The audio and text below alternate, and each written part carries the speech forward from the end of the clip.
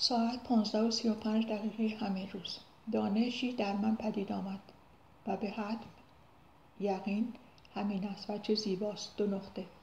من از اهالی ناکجا آباد شدم. به دلیل حجابی در تماس‌های زندگی روزمره به این دلیل حجابی در تماس‌های زندگی روزمره پدید می‌آورم. در برابر ابراز هوشیارانه قصدی ضدیت در قبال من. در سفیر گوش کنید و باقی کتاب‌هایم وقایع روزمره هستند و افراد روزمره. در کتاب هانری کوربن ابن سینا و تمثیل عرفانی ناکجا آباد نوشته شده است و 10 پیر. کسی از یک پیر سوال می کند آن 10 پیر کی هستند و چرا سکوت می کنند، دوری می کنند از همه. این پیر پاسخ می دهد و در پاسخش ناکجا آباد است. اول بار این کلمه را به فارسی در کتاب ژیلبر دوران خواندم و کتاب به زبان فرانسه است. هنرهای زیبا و کهن الگو نام آن کتاب است. در سفیر آورده‌ام آن را و اینکه دوران نوشته است در آن گذر از کتابش که غرب بنای زمان را از فلاسفه ایران و فلاسفه اسلامی آورده است در فرهنگ خودش. ناکجا آباد را اوتوپیا به زبان لاتین معنا کرده بود دوران. یادم است. ناکجا آباد به حد عالم مثال که زمانش زمان انفوسیست می باشد و عوالم برتر عالم مثال و نزد فرد این عالم خیال نام دارد و اندام این قوه عالم خیال است. هاشم رضی بدن مثالی را بدن وجدانی می داند و هانری کوربن وجود عالم مثال را بدون وجدان خیالی غیر ممکن می داند. نکته بسیار مثبت برای نوت برداشتن در روی تکه های کوچک کاغذ. اگر آن نکته را در روی تکه کاغذی ننوشته بودم برگرفته از کتاب هاشم رضی حکمت خسروانی هرگز نمی توانستم به یاد بیاورمش. وجدان دینا فروهر و غیره نام دارد. در همین کتاب هاشم رضی خوانده بودم. همین روز بعد از حمام رفتن و در حالی که ماسک الوئه به صورت پودر در روی صورتم دراز کشیده در روی کاناپه بودم این داده پدید آمد. 2 نقطه. هر کس با اعمال خودش تنهاست. معنای وجدان است. قبل از باز کردن فایل برای نوشتن در آن این بار خطی به پیام دست‌نویس برای اهدای کتابم سفیر به سکرتر مهربان پزشکم اضافه کردم. در مورد نوشته شدن کتاب‌هایم که به صورت غیر منتظره پدید می‌آید است آن قسمت و پس از جمله بالا در مورد وجدان این جمله واژه پدید آمد در من در رابطه با پیام دست‌نویس آن هدیه که امروز نوشتمش. 2 نقطه. عهد با خداوند. اضافه کردم در آن پیام 2 نقطه. کتاب‌های من عهد من با پروردگار می باشند. پس از نوشتنش معنای دیگر برای قول پدید آمد. به خودم قول داده بودم در تحصیلاتم موفق شوم و به ایران بازگردم برای خدمت به ایران. عهد جانشین قول می شود. شد این چنین و در سطحی دیگر که سطح وجود پروردگار است چون مخاطب این عهد پروردگار است فقط. در این لحظه حضور می آورد اولین شعر آورده شده در سفیر با صدای رضا ملکزاده و ابهام خط تیره حضور وجودی در من به صورت تنین با شنود تلفظ یادم تو را فراموش. این تنین به 2 طرف مبدل شد. مرا خط تیره تو را خط تیره مرا. بیانی از تجلی پروردگار است با بیان ابن عربی و نماز به معنایی که ابن عربی به آن می‌دهد. نماز تجلیگون نام دارد.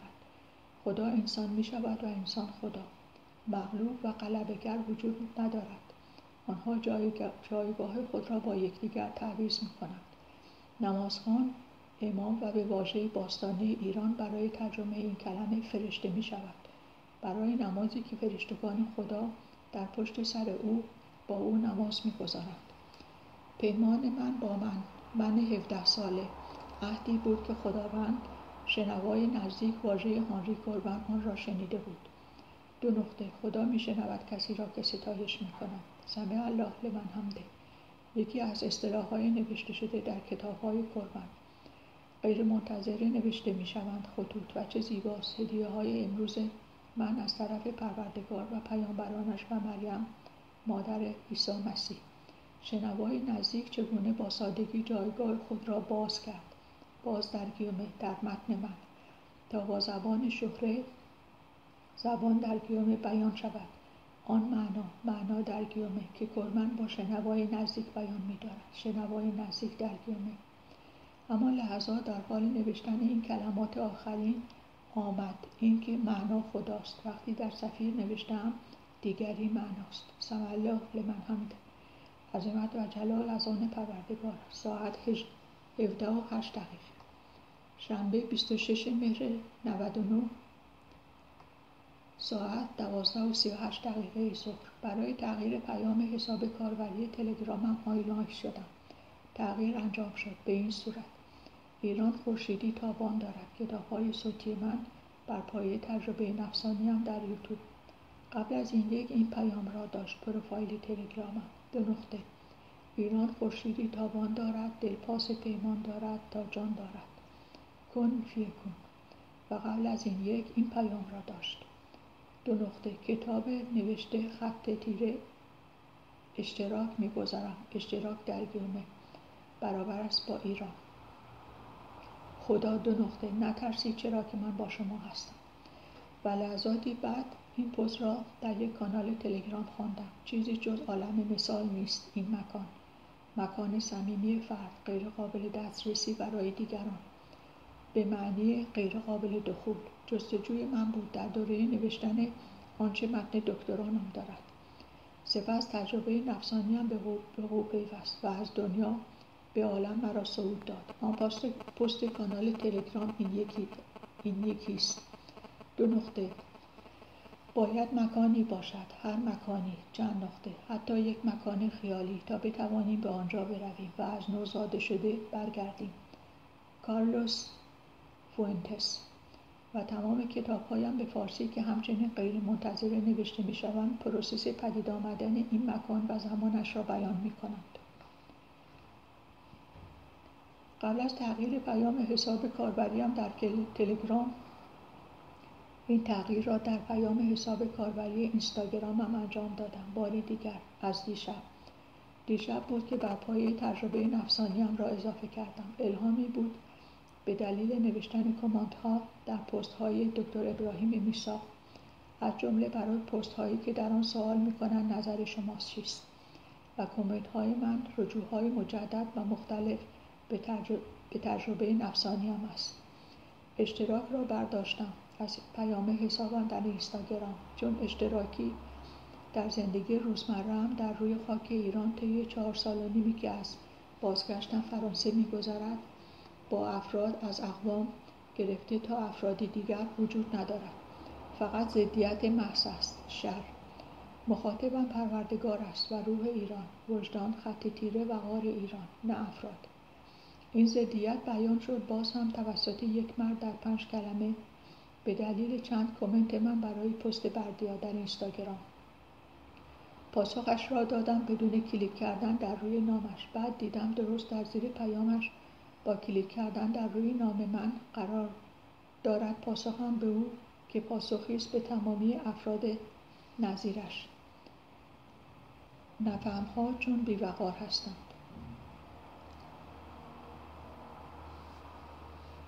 پست بردیا در مورد سخن یکی از مقامات است در یک ویدئو و بردیا نوشته است در یک خط که موضوع چیست؟ خبر چیست از دهان این مسئول؟ پیام حساب کاربریم در تلگرام از دیروز چند نام را در بر دارد و امروز نام جبران خلیل جبران را اضافه کردم. به یادم آمد که جبران یکی از 3 همراهان اساسی نوشته‌های من به فارسی است در کتاب‌هایم و اولین علالخصوص که یکی از پیام‌هایش در بالای تمامی صفحات کاغذی آن کتاب صفیر پرینت شده است. چون جبران را نام بردم در پاسخم به مرد اهریمنی که مرا مخاطب شر خود قرار داد در کامنتش برای پست بردیا، به یادم آمد امروز که جبران آن جایگاه را در وجودم دارد و بایستی اضافه شود. نامش، جایگاهش در پیام پروفایل اینستاگرام. 2 کتب صوتیم بر پایه تجربه نفسانیم در پرانتز خانه کورمن یونگ جبران در یوتیوب. آقایی که اینطور از خوانش پست‌های حساب اینستاگرامش دریافتم نویسنده شناخته شده است امروز فالوورهای من شده. با خودم گفتم شاید از دوستان بردیاست، به دلیل کامنت هایم برای آن پست بردیا که در بالا نوشتم فالوور من شده است. چندین کامنت برای چندین پست این نویسنده نوشتم و لحظاتی پیش که داشتم کپی می‌کردم پیام هویت اینستاگرامم را در بالا پیام‌های پی در پی اینستاگرام می‌رسیدم. آنها کامنت‌های مرا یک به یک خوانده بود و نشانش لایک است. نمونه‌ای بار دیگر عمل سمزدایی به وقوع پیوست. اینکه کلمه اشتراک را حذف کنم در پیام هویتم برای 2 حساب کاربریم، یکی در اینستا و یکی در تلگرام. وقتی داشتم در مورد انجام این تغییر می‌نوشتم در بالا خبر می‌دادم، حضور پیدا کرد در من این هوشیاریم که سمزدایی کردم. بار دیگر سمزدایی به این معنا را در این کتاب نوشتم، در آن گذر که در مورد معنای پاسخ مثبت به پیام ضدیت محض می‌دهم که این باشد. دیروز دانستم که معنای آمین است. در متن فرانسه زبان که خطوطی از آن را آوردم در مورد جستجوی من برای دانستن چگونه به زبان فرانسه به حضرت مسیح سلام داده می شود.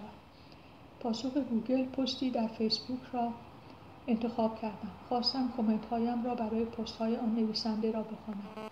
خواندم و برای پستی دیگر کامنت نوشتم. میخواهم کامنتی را بیاورم که بازخوانی کردم یکی از کامنت هایم را. جملات همین نویسنده در ترکیبی که من به آنها دادم.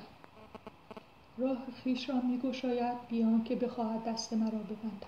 و متن پست این است: در مسیر رودخانه با چوب و سنگ سدی می‌سازم تا جلوی آب را لحظه‌ای بگیرم، اما رود بیان که بخواهد دست مرا ببندد راه خویش را می‌گشاید.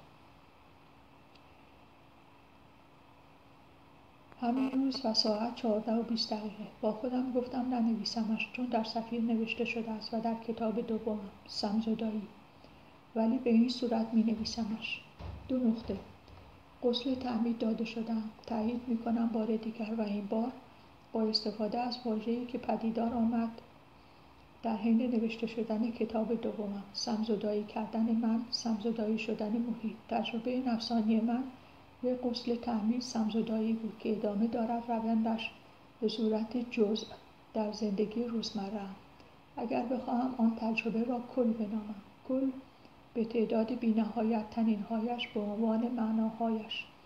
آن تجربه یک سمزدایی کلی بود. کل پروردگار است که آن کل را پدید آورد. کل وجود من توسط آن کل که پروردگار است به واسطه آن کل که تجربه نفسانی من است سمزدایی شد. در سفیر آورده شده است. طرف آخرین قسمت کتابم که در کتاب یون روانشناسی و کیمیاگری که شاخ تک شاخ سمزدایی می کند و این معنای غسل تعمید است. عظمت و جلال از آن پروردگار است. از دیشب هنگام سلام دادن نماز به حضرت مریم و به عیسی مسیح پس از سلامم به حضرت محمد سلام می دهم. قرائت نمازم از دیروز مقتدر شده است در بیان و در بلندی صوت. قاطعیت از نوع موهبتی که پروردگار به من عطا می دارد. نماز را به فارسی می خوانم. یک یادآوری است و در سفیر نوشته شده است خواب دیدن نماز می خوانم و در صفحات بعدی با پدید آمدن اقامه متن نماز به زبان فارسی نوشته شده است به چه دلیل و دلیلش گفتار گاندی است. 2 کتاب از او خواندم در اواخر 2019 و در شروع 2020. اولین خدا نام داشت و دومین نیایش.